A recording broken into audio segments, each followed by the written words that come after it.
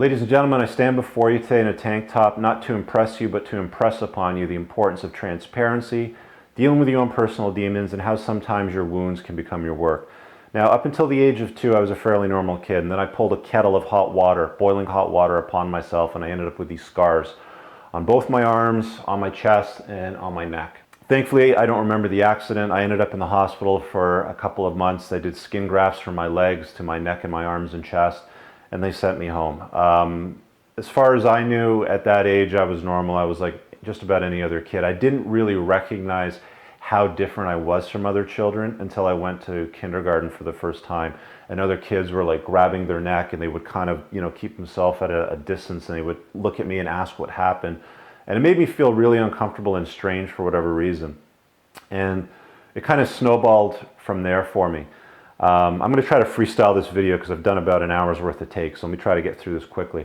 There was shirts and skins game in school where they put, the kids in gym class on one side shirtless and then with a shirt to keep the team separate. I remember the anxiety from that. That was brutal. By the time I got a little bit older into elementary school, I ended up with a stutter. So if you remember the King's Speech, the movie, it was very similar to that. I had a very hard time communicating. I didn't feel sure or able to even get my thoughts out. Sometimes I still even have troubles communicating and getting my thoughts out, and I even stutter still. But I worked past that. I ended up with buck teeth by the time I was in grade 7 or 8. My front teeth pushed out. So there I was in elementary school, a kid with scars that looked different, had buck teeth and a stutter. I was causing problems for teachers. One teacher didn't even know how to deal with me. She stuck me in the vice principal's office for a week, and I did my work there. They put me into a learning disabled, or the other kids called it the retard class, basically is what it was. And then they brought in a ministry tester, and they pulled me out when they realized that I wasn't, slow. It's just I had all these issues that I was trying to deal with, and that's why I caused problems. Moving into high school, that's when it got pretty brutal for me, because that's when you're growing, you're going through growth spurts, your body's really changing, you're going through puberty. I had considered committing suicide a couple of times by this point. I remember there was a movie that came out in high school, I think it was called Nightmare on Elm Street, and there was a character called Freddy Krueger, and if you don't know who he is, that's him. Now, it didn't help that I was, 13 years old, and they made about 8 or 9 different versions of that movie, but I remember kids in school would always compare me to Freddy Krueger. There was a girl one time that I was talking to that I really liked, and I was trying to impress her, and she was really cruel. She cracked a joke that basically made me cry. She said something that compared me to Freddy Krueger, like my scars, were not acceptable or whatever, and that hurt. So life is not easy. Going through life as a kid with buck teeth, scars, and a stutter was tough for me. One of the game-changing things that really helped me was a class in high school called aerobics and weight training, and it was just picking up heavy things and putting them down and realizing that you can change your body. You can really mold it and change it. Arnold Schwarzenegger used to talk about, the way he used to think about bodybuilding. The way it was like, if you focus on a different muscle group, you could pack on some muscle in a certain area and cut it and doing all sorts of things. And actually, if you look behind me, that mold is something that I had done last fall when I was about 40. I'm 41 years old now. And the reason why I had done that was because I wanted to capture the scars on my body in a casting. For the very first time, talking about transparency, I had shared something very personal on Facebook. And normally when you post a picture, it's, funny, cute, whatever, and you get 10, 20 likes or a little bit of engagement from people. When I told the story about the casting and why I had done it, just like I kind of went through the last few minutes with you right now, it created so much engagement, probably a few hundred likes, about 100 messages on it. I got private messages from people around the world that I had never met or never heard of, simply because if somebody I know engages that post and they've got 300 or 500 friends and they see it because it shows up in their news feed, they can read through it. So I got private messages from all these people that were so moved and touched by me telling a story about getting the cast and why I wanted to do it. It's so important for you to be transparent in life and business.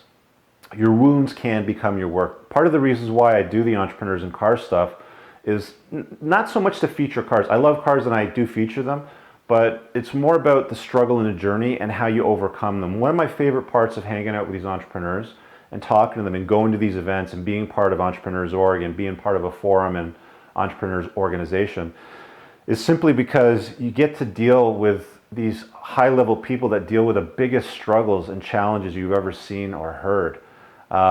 You know, all these guys that I've hung out with in Entrepreneurs in Cars now all have an incredible story to tell, and that's really what I wanted to capture on this channel. That and obviously doing these tip videos.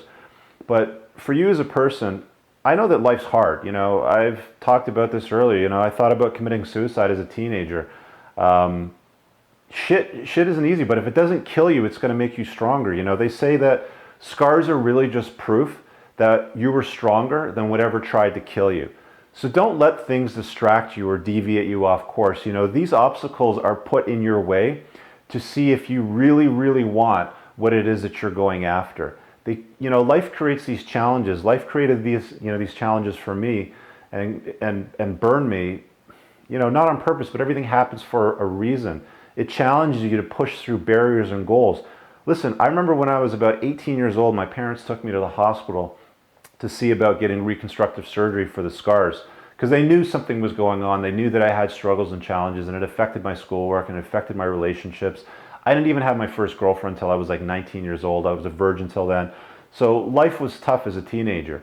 So I go to the hospital, I talk to the surgeon, he's given me the lowdown on what it takes to do the reconstructive surgery, what to expect as results, and all that. And I thought to myself, why would I do this? Like, why would I go through the struggle of pain and changing myself when this is who I am today? This is what's molded me. This is what's created me. I'm not changing it. I'm going to wear these badges of honor and I'm going to push through. So important in life. Tell your personal story. Be transparent about what's happened to you. Talk to people about struggles that you might have in business and life. Don't hide it. Don't bury it. Don't cower away in the corner. I'm an introvert by nature. You know, it obviously didn't help that I was, you know, pushed into corners and shied away just because my own personal issues with scars and, you know, stuttering and things like that. But push on through. You know, life sucks. It can be hard, but there's so many great moments. There's so many good moments that you can get to, but you only get to them if you keep pushing. Get the obstacles out of the way. Keep going. Tell your personal story. And listen, guys, if this video has helped you or it's inspired you somehow, or you know somebody that should hear this story or this video might be helpful for, share it with them. You know, do me a favor, get the story out there and let them see that whatever the shit is that's holding them back or they're struggling through, it ain't that bad. You know, these things are put in front of you to see if you really, really want what it is that you're going after. I wanted to deal with my scars. I wanted to slab on some muscle. I started picking up weights. Even though my skin was tight and it hurt, I still pushed on through. I ended up getting that casting done, which actually shows the scars. I mean, I'm very glad that they showed up. And you just go and do it. Business isn't easy. It's the same thing. Everybody, you know, ends up at these roadblocks in life. They really do. Just push on through. You can do it, really. Anyway, throw some comments below. Let me know what you think of this video. And again, share it with somebody that you think this might help. Thanks for checking this out. Sorry about the ongoing ramble, but I really needed to try to freestyle this one because I didn't want to do 3 hours a take. So thanks for checking out the video, guys. We'll talk to you guys later. Peace.